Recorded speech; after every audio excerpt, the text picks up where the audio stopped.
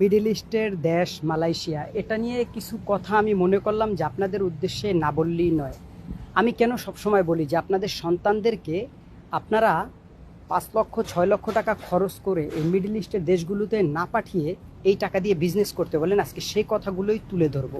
এই একটা কারণে দেখবেন প্রত্যেকটা মানুষ খুব সুন্দর হাসি দিয়ে কথা বলে তার ফ্যামিলির সাথে, খুব ভালো আছে, ভালো ভালো ছবি সারে হাসি দিয়ে। ওই হাসির মাঝেই লুকিয়ে আছে তার সকল কষ্ট। মনে রাখবেন, আমরা যারা ফরেনার তাদেরকে তারা এমন একটা চোখে দেখে, সব থেকে নিচু চোখে দেখে, এত নিচু চোখে দেখে যা বলার বাহিরে। তারা এই ফরেনারদের সাথে এমন ব্যবহার করে যেটা কোনো মানুষ মানুষের সাথে করে না। এর থেকে মানুষ শিয়াল কুকুরের সাথেও ভালো ব্যবহার করে, কিন্তু ফরেনারদের সাথে তারা অনেকেই আপনারা বুঝবেন না যারা গ্রাম বাংলাতে যে ফরেনার কি। যারা আমরা এক দেশ থেকে এসে আরেক দেশে কাজ করি তাদেরকে বলে ফরেনার।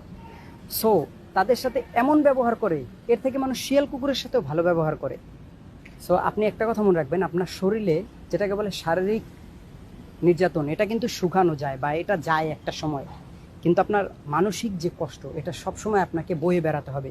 তাই আমি আপনাদের সবাইকে বলি, কোনো দরকার নেই মিডল ইস্টের দেশগুলোতে আসার। আপনারা সবসময় যেটা করবেন সেটা হচ্ছে, আপনারা যদি পারেন ইউরোপিয়ান দেশগুলোতে যান, আর না পারলে আপনারা প্রয়োজন করলে বিজনেস করেন। আমি মনে করি ব্যবসা করা ভালো এই টাকাটা দিয়ে, বিদেশ না।